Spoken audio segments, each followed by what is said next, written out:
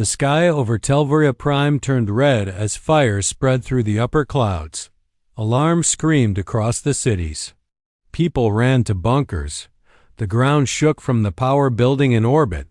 Above the planet, hundreds of black warships had arrived. They were not ships from any peaceful world. They were Scourge ships, machines of destruction, covered in spikes and energy weapons. Long ago, they had come before and destroyed half the planet. Now they had returned, and everyone feared this. Time there would be no escape. In the palace high on the cliffs, Princess Ayla stood by a tall window and watched the glowing storm spread across the sky. She had trained as a commander, studied history and war, but none of her lessons had prepared her for this moment. Her father, King Raven, paced behind her in the war hall, surrounded by worried advisors and generals. They knew the Scourge fleet was too large. Even with the strongest defense shields, even with their best cannons and battle cruisers, Telvaria could not stand alone. Ayla clenched her fists, her heart burning with helpless anger. They were proud people, noble and strong, but the enemy was too great, and so the king made a hard choice. He opened the ancient pact, a law older than the stars, which allowed them to call for help from beyond their world. The pact said that if Telvaria was in danger of total destruction, they could choose a champion from another race. That champion, once bonded by marriage to the royal bloodline, would gain the right to lead and fight in their name. It was a forgotten tradition, but now it was their only hope. Across the galaxy, champions came. Powerful aliens, warriors from different empires, all offering their strength to protect Telvaria. Ayla watched each of them closely. There was a 12-foot Arcany with skin like rock and arms like tree trunks. He crushed a training drone with one punch. There was a beast from the Ugril clans, wearing thick armor and snarling like a predator. There was even a glowing being made of energy who promised to destroy the Scourge with light, but none of them were chosen. Then the family did something unexpected. They called in a human.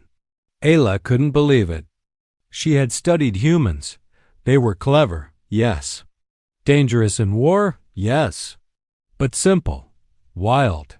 They were not trusted by the High Council. Some said they were too emotional, too unstable. When the human arrived, Ayla was there in the war hall. He stepped through the gates without a crown, without fancy robes, only in black armor marked by burns and scrapes. He walked like a soldier, calm and steady. He had short dark hair, a scar across his jaw, and eyes that looked like they had seen too much. "Who are you?" she asked, standing tall. The man looked at her and spoke with a deep voice. "I'm Commander Jack Rylan. I don't want your throne. I came to stop them." Ayla's brother, Prince Darren, explained why he had pushed the family to choose Jack. Years ago, Jack had fought against the Scourge. Not once, but 3 times. He had lost his team, his ship, and nearly his life, but he had survived. And in one battle, he had even destroyed a Scourge carrier ship by crashing his damaged fighter into it and setting off the core manually. No one else had done that. No one else had come back from the void alive. Jack didn't offer promises.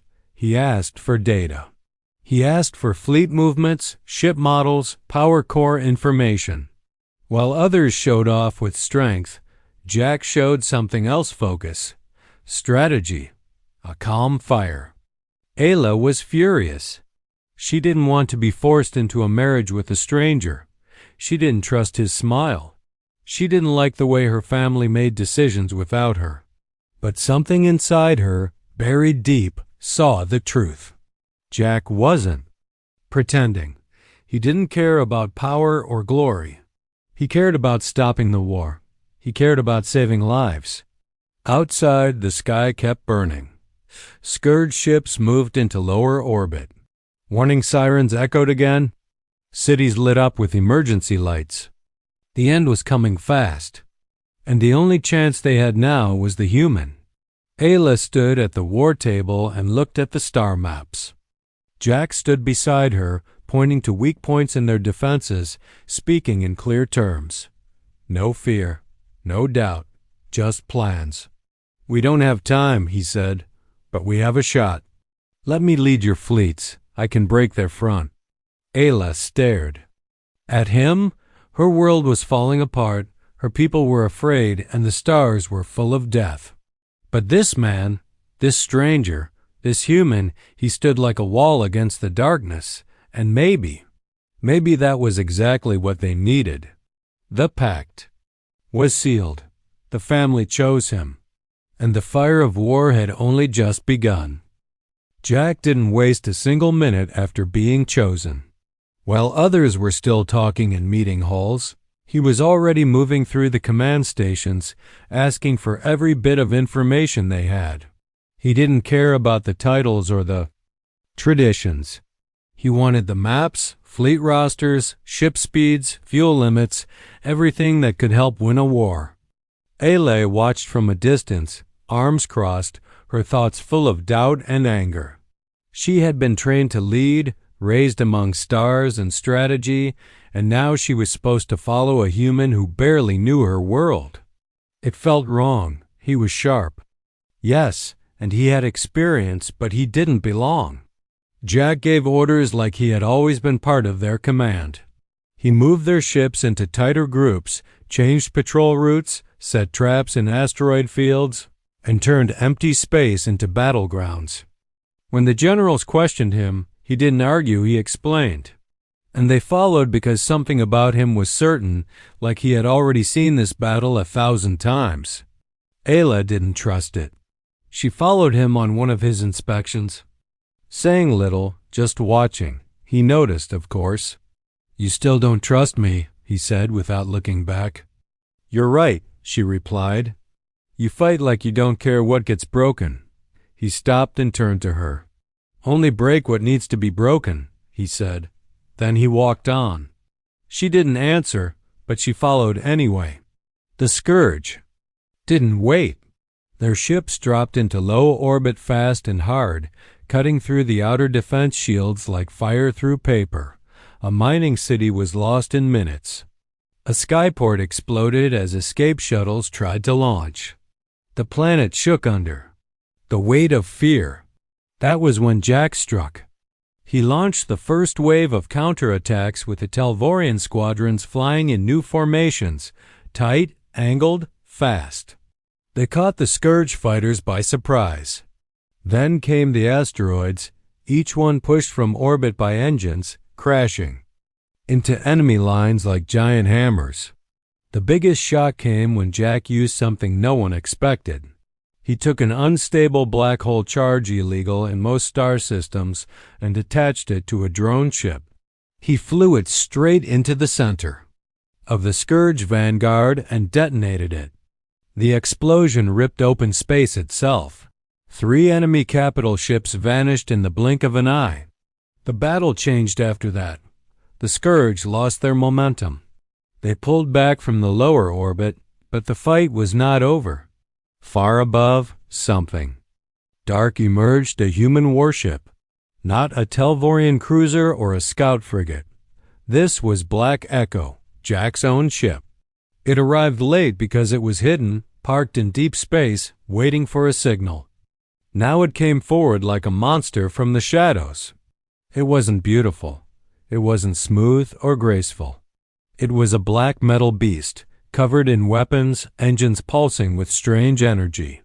Some parts of it looked patched together. Others glowed with blue light no one could explain. Ayla stood on the command deck and stared at it through the viewing window. "That's your ship?" she asked. Jack gave a small nod. "She saved me more times than I can count." When Black Echo joined the battle, everything changed again. It moved like no other ship, silent, fast, impossible to track. It used weapons Ayla had never seen, slicing through enemy lines, targeting weak spots like it could read minds. It didn't just fight, it hunted. In 3 hours, the Scourge advance fleet was gone. Pieces floated in orbit, burning slowly. Telvoria was still standing, barely, but still standing. The council gathered to thank Jack, but he didn't stay. He didn't ask for reward or ceremony. He only gave a warning. "They'll come back," he said. "With more, bigger, meaner. We don't wait for that. We go to them first." Some in the council objected. They wanted to rebuild, to hide, to raise the shields higher. But Ayla said nothing. She was thinking, watching. She remembered the fire in the sky, the screams, the shaking ground. And she remembered how Black Echo had arrived like a shadow of hope. That night, she stood on the balcony, watching the stars. Jack joined her, quiet as always. "You think we can win?" she asked. "I think we have to," he replied. And for the first time, she believed him. Not because he promised, not because he was chosen, but because he had already started saving them, and he wasn't done yet. The war had changed, and so had she. The human was not what she expected, but he was exactly what the fight needed. And maybe, just maybe, he was what she needed too. The bonding ceremony was held under the light of Telvoria's twin moons, glowing like silver flames above the dark sky. The ancient crystal stood in the center of the sacred hall, pulsing with soft energy. The room was silent, filled with nobles, warriors, and commanders who had fought and bled in recent days. Ayla stood in the center, dressed not in soft royal cloth, but in the red and gold armor of her people's warlike tradition. Her eyes were calm, her face set with a look of strength, but inside her heart was full of storm. Jack stood across from her, wearing his black armor with no symbols, no medals, just the long scars of battles won and survived. He did not smile. He bowed slightly out of respect, but he did not kneel. He was a soldier, not a prince, and he had come not for a throne, but for a war. As the ceremony began, the crystal flared with light, reading their thoughts, binding their names. This was not a ceremony of love, it was a bond of war, an agreement as old as the stars. Once joined, the warrior chosen would become one with the bloodline, holding power equal to the throne, not as ruler, but as protector. Ayla raised her hand to the crystal and spoke her part clearly, without hesitation. "For my people, for my world, I offer my name and flame." Jack placed his hand next to hers and replied, voice steady, "For the war ahead, I give my word, my blade, and my life." The crystal accepted the vow. A beam of golden light linked their hands, and in that moment, their bond was sealed. A wave of energy spread across the room. It wasn't magic, but something older deep tech left behind by the ancients, understood only through faith and duty. When the light faded, silence remained, and then the war drums began. Not the soft music of joy, but the heavy, thunderous rhythm of preparation. Ayla turned and left the hall without a word, her heart pounding. She had just been bonded to a human, a stranger, a soldier with no royal blood. But it was done. She had chosen duty over tradition, the future over fear. In the days that followed, everything moved faster. Jack wasted no time. He trained Telvorian soldiers in human fighting styles, quick strikes, unpredictable attacks, and no mercy for hesitation. He didn't care about old forms or flashy moves. He taught survival. Ayla led the command meetings. She gave orders with the power of the throne, and Jack gave her the information he gathered from hundreds of hours studying enemy movements. Their teamwork began to show results. Ships moved faster. Crews grew braver. Every small victory gave hope to the people. The bond between them was more than official now, it became real. They didn't always agree. Ayla had a sharp mind, shaped by her culture's honor and discipline. Jack was practical, sometimes rough, always direct. But slowly, they learned to respect each other. In private, Away from guards and officers, they began to speak as equals. They shared stories of battles, of mistakes, of what they had lost. Ayla told him of her brother, lost in the last Scourge attack, and Jack spoke of the squad he had watched die one by one before crashing his fighter into a Scourge mothership. Their pain was different, but the silence between their words carried the same weight. As they worked together, the galaxy began to take notice. Other systems sent messages, some in support, others in fear. A human had taken the bond of Telvoria? Old alliances grew nervous. Some leaders saw it as weakness. Others saw it as boldness. But the Scourge saw something else. For the first time in years, they called humanity a threat. That word spread across their dark empire, and with it came plans to destroy Telvoria completely. Jack and Ayla knew it would happen. They didn't wait. They began preparing a strike of their own. A plan to go beyond defense, beyond survival, to take the war straight into Scourge space. It was dangerous. It would cost lives. But it was the only way to stop the endless attacks. As they stood together on the command bridge, looking at the stars ahead, Ayla placed her hand lightly on the edge of the map table. "If we go, we may never return," she said softly. Jack looked at her, not cold now, but steady. "Then we make sure they don't either." That night, Telvoria's moons burned brighter than ever, as if the sky itself knew what was coming. The people no longer whispered in fear. They watched their bonded leaders prepare for war, not just with weapons, but with fire in their hearts. A queen and a warrior, bound by duty, standing together against the darkness. And far beyond the stars, the Scourge began to gather, not knowing that this time it was not a world they would face, it was a storm. They launched the attack during the Black Season, a time when Telvoria's sun dimmed and the stars seemed colder. It was said to be a time of change, of endings and beginnings, and this mission would decide both. The fleet they sent wasn't. The biggest Telvoria had already lost many ships, but it was the strongest they had left. Every pilot was hand-picked, every cruiser upgraded with human tech and Jack's strange tricks.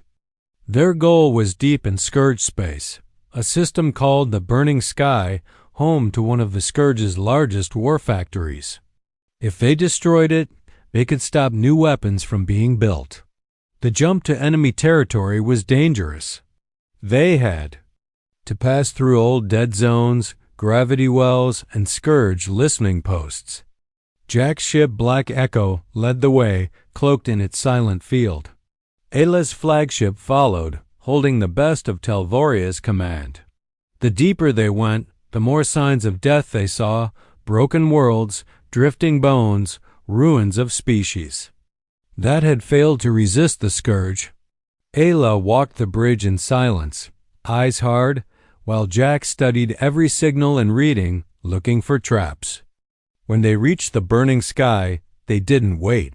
Jack gave the command, and chaos began. Telvorian ships came out of the jump right into formation, striking like blades. The Scourge waryard stretched across space like a black cloud towers. Of metal, floating weapon factories, ships in dry dock. As alarms sounded, the defenders rose in waves. Fighters screamed through space, drones swarmed like insects, and defense platforms opened fire with beams that sliced through steel. But Jack had planned every move.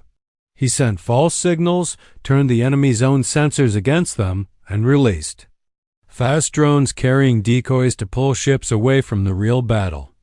Ayla led her fleet in tight strikes, destroying fuel stations and severing power links. The Scourge tried to push them back, but they were not ready for this kind of war, not from Telvoria, and certainly not from a human commander.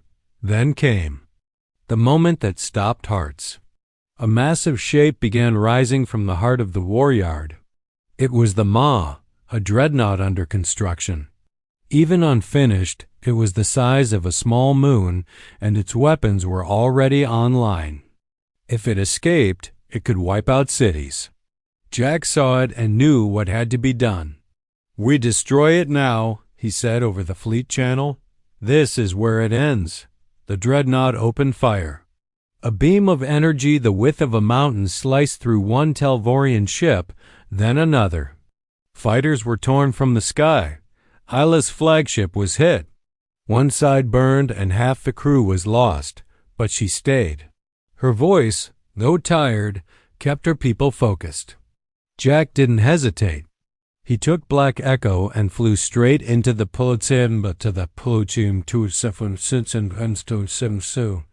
heart of the storm. No cover, no support. Just him and a path of destruction. Inside the maw, the Scourge had built their darkest creation living walls, twisted metal, a core of burning void energy. Jack fought his way through with a strike team, blasting open doors, planting charges. The ship seemed alive, howling with rage. The closer they got to the core, the more the walls fought back spitting acid, releasing energy spikes. One by one, Jack's team fell, but he pressed on. Ayla tried to reach him through the combs, but there was only static. Still she fought, leading the fleet, holding the line. Telvoria would not retreat. Then, suddenly light burst from the maw. It shook like a dying beast. Jack had made it to the core. He set a Starcore bomb, a weapon made to destroy planets, and placed it deep in the ship's heart. As he flew out, the explosion tore through the dreadnought. The blast didn't just destroy the maw, it tore through the entire burning sky yard. Factories vanished. Warships shattered. The firestorm lit the whole system, brighter than any sun. Silence followed. No more Scourge signals, no more weapons being made. Only drifting wreckage and quiet stars. For a moment, no one spoke. Then, cheers broke out across every Telvorian ship. Ayla closed her eyes and whispered thanks, but her joy was held back by fear. Jack's signal was gone. She searched every channel, sent out rescue beacons, called his name, but there was nothing. Her heart sank. Had he sacrificed himself to win? Minutes later, a small, broken shuttle drifted out from the wreckage. It was half destroyed, sparking and spinning. A rescue team brought it in. Inside was Jack, bloody, burned, barely breathing, but alive. Halle ran to him, dropped to her knees, and held his hand. He opened one eye and gave a weak smile. "Told you. I don't break easy." And she laughed through her tears, the sound echoing in the quiet medical bay. They had struck a blow that the Scourge would never forget.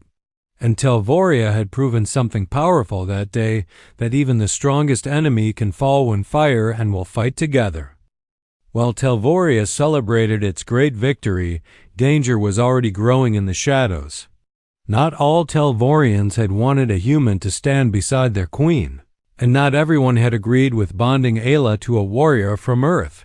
In secret corners of the palace, old voices whispered against the changes. The High Priest of Stars, a powerful and proud leader of the old faith, believed Telvoria had lost its way. He saw the human as a threat not just to tradition, but to his own influence. In silence, he met with those who shared his fear, gathering. Loyalists who still remembered the old ways and hated the idea of a foreigner wearing Telvorian armor. They formed a hidden pact with surviving Scourge agents, offering them something in return for a terrible service. In exchange for help removing Jack, they would open a secret path to Telvoria's planetary core, a place of deep power that no enemy had ever touched. Meanwhile, Ayla and Jack returned to the capital. The people filled the streets to welcome them, throwing flower petals, lighting sky fires, singing songs of victory. Jack, still healing from burns and wounds, walked with quiet pride, nodding to the crowds but never smiling too long. He didn't care about glory. He cared that the Scourge had lost, that Telvoria was still alive, that Ayla had survived. Behind the celebration, the palace prepared a feast to honor the victory. The halls were filled with music, glowing lanterns, and dishes from every region. Ayla sat beside Jack at the long table, wearing a crown of crystal and steel. She looked across the room at her people, warriors, builders, healers, all united at last, and for a short time she allowed herself to believe peace had finally come. But peace did not last. That very night, during the feast, Jack began to feel strange. His hands grew cold, his breath slowed, and his heart began to beat out of rhythm.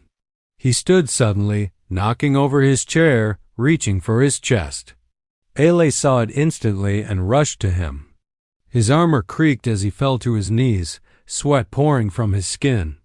He gasped her name before collapsing in her arms. Chaos filled the room. Guards drew weapons. Healers pushed through the crowd. Ayla held him close, her voice strong even as her heart cracked. "Don't close your eyes. Stay with me," I commanded.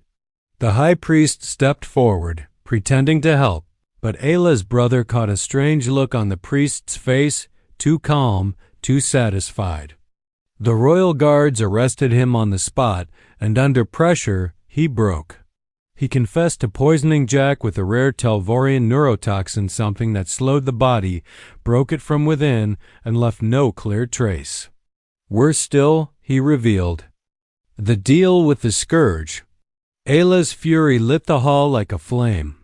She drew her sword and placed it at the traitor's throat, but her hand did not strike. Instead, she turned to the guards. "He lives only long enough to give us names, then he burns." Jack was rushed to the healer's wing, where the best minds on the planet worked to save him. Machines kept his heart alive, but his body was breaking apart. They had no cure for the poison. It was too old, too secret. Ayla refused to leave his side.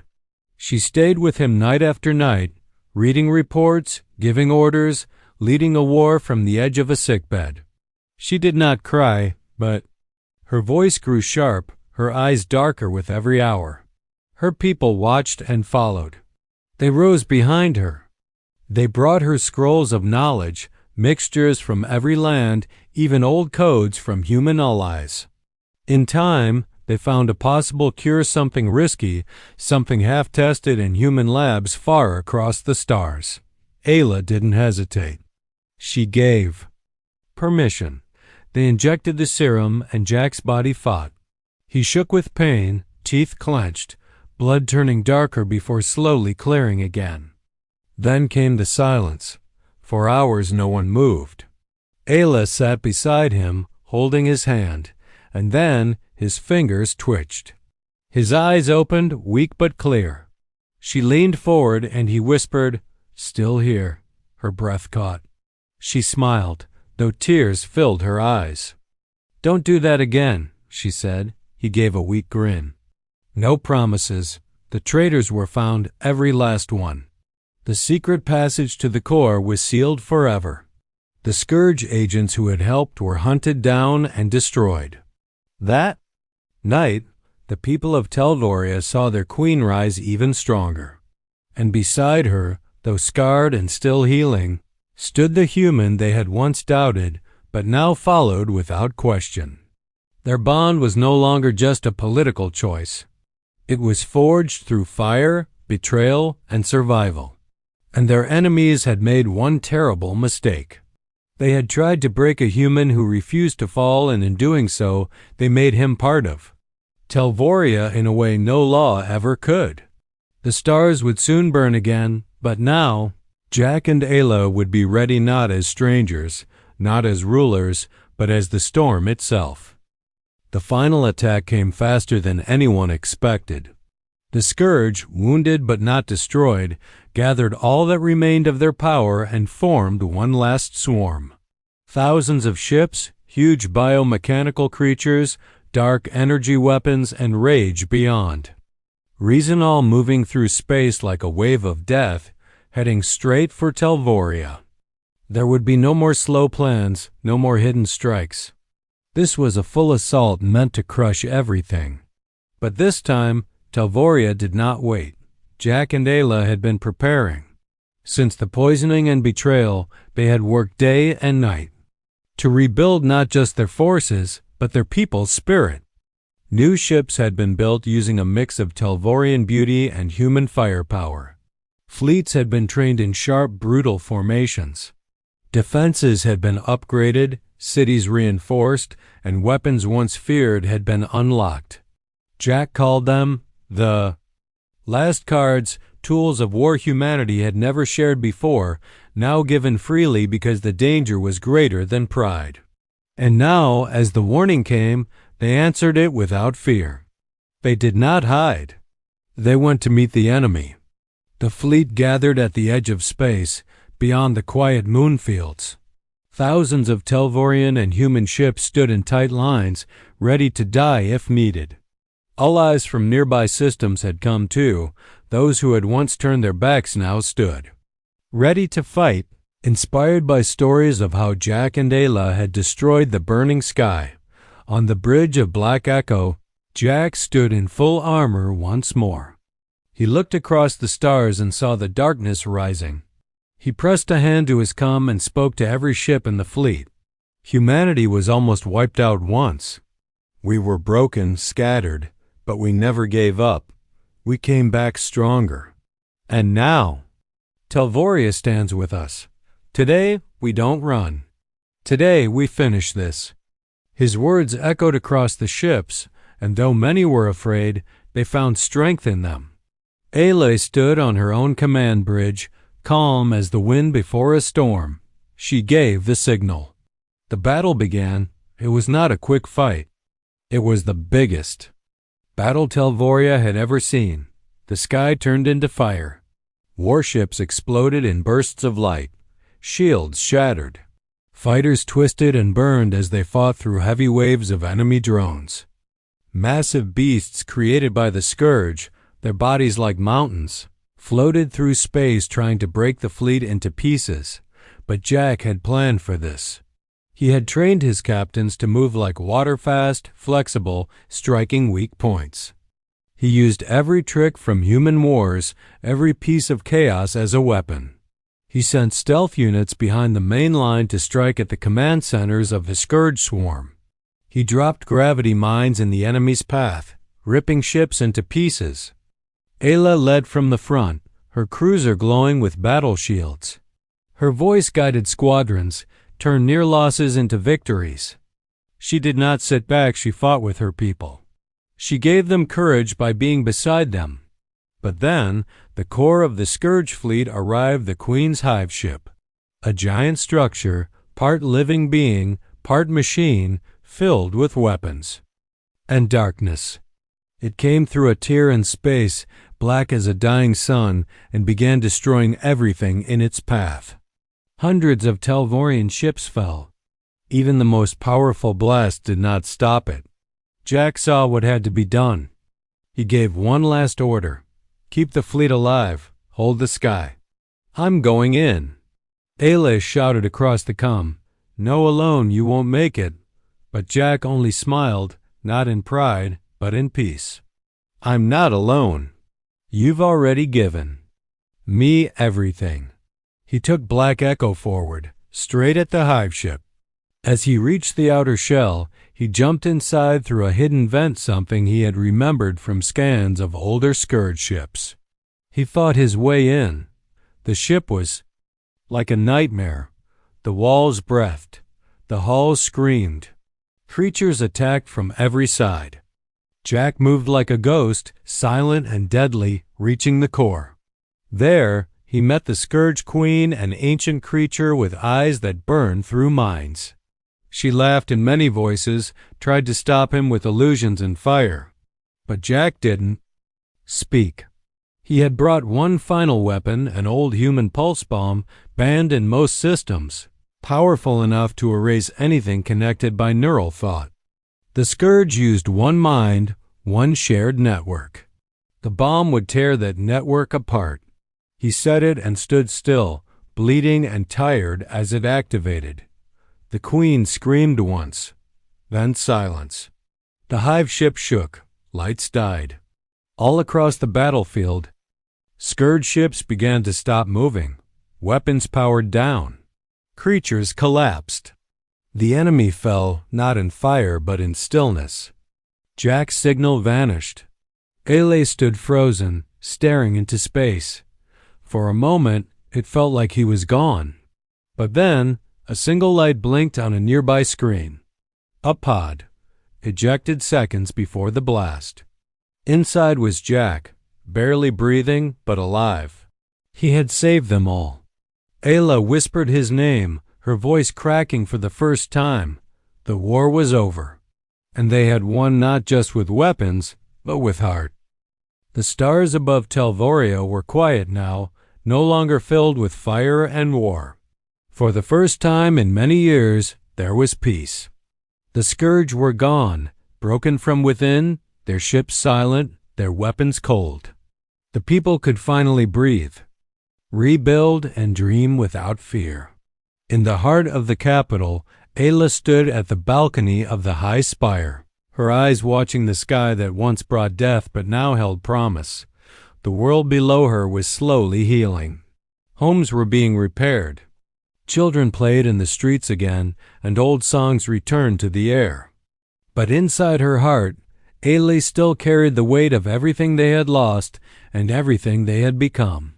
Her bond with Jack had started as duty, a desperate move in a time of danger. But now it had grown into something deeper, something unshakable. Together they had faced battles no one thought they could survive. Together they had destroyed the Scourge.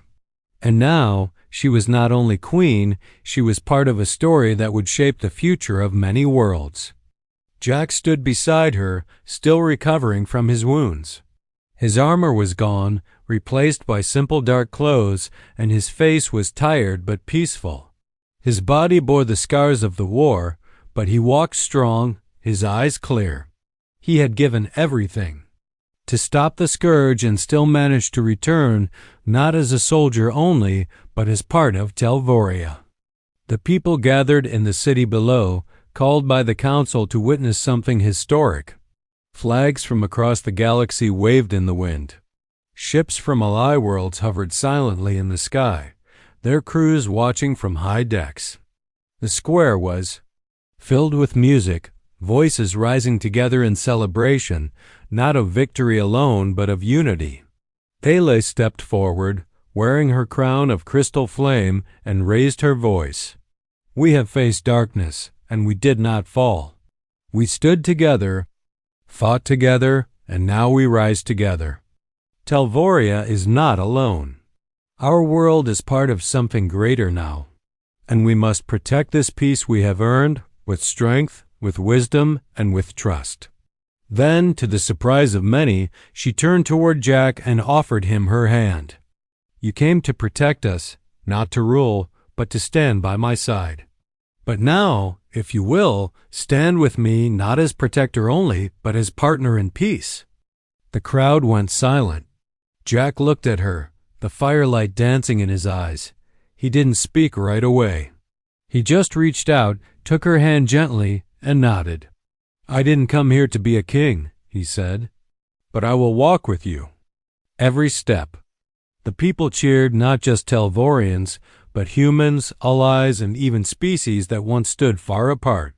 It wasn't just a political moment. It was a promise. A bond stronger than any treaty. They held a second wedding not in secret, not rushed by war, but open and joyful, in the gardens where life had begun to grow again. Ayla wore white and gold, the colors of peace. Jack wore a cloak of dark silver, lined with the crest of earth. And Telvoria joined. Leaders from other worlds brought gifts, poems, and even their children to witness the joining of two lives that had helped save the stars. During the vows, Ayla looked into Jack's eyes and whispered, You were the fire. That kept us alive. And he smiled, answering, You were the reason I didn't stop. There was no crown placed on Jack's head, no throne given. He didn't want power.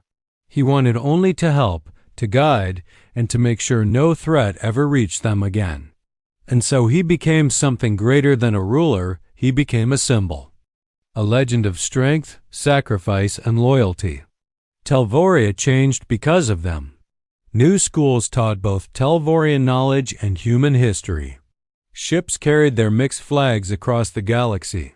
Peace missions began using what Jack and Ayla had built to bring safety to other worlds still in fear.